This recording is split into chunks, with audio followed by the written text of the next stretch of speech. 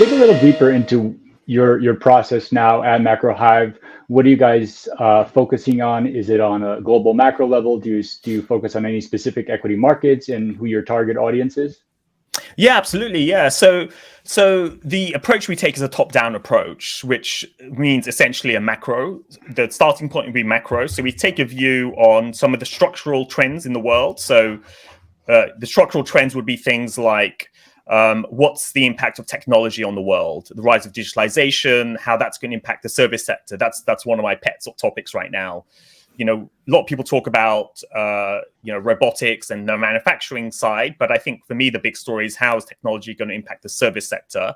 So these structural themes, then there's demographics, the aging issues, then there's geopolitics, the rise of China, future of the dollar. So kind of map out some of these sort of mega trends or structural trends, then take a cyclical view. Where are we in the cycle? We've got inflation right now. How long will it last? How will central banks react to it? Are there some central banks that will be slow, some fast?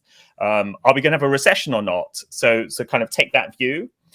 And then from that basis, then look into whatever our strongest conviction is, then work out which asset class is the best asset class to express the view in.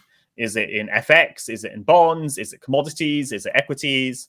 So we kind of look at all the major markets. If it's a relatively liquid market, we focus on any one of those. So in FX, it's all the G10 and liquid EM currencies. Rates, it's all the major rates markets. Equities, it will be all the major index level equities, and then maybe US sectors, but we won't go down to single company level.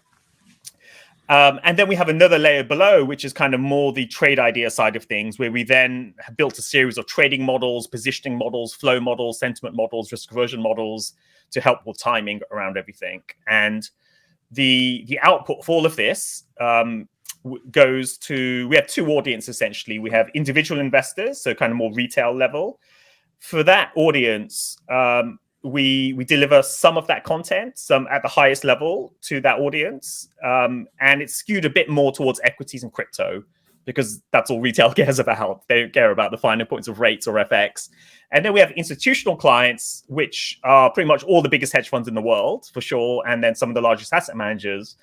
And they get everything. They get all the rates views, the curve views, the trading models, the machine learning models, and they get much more sort of intensive sort of coverage from us as well.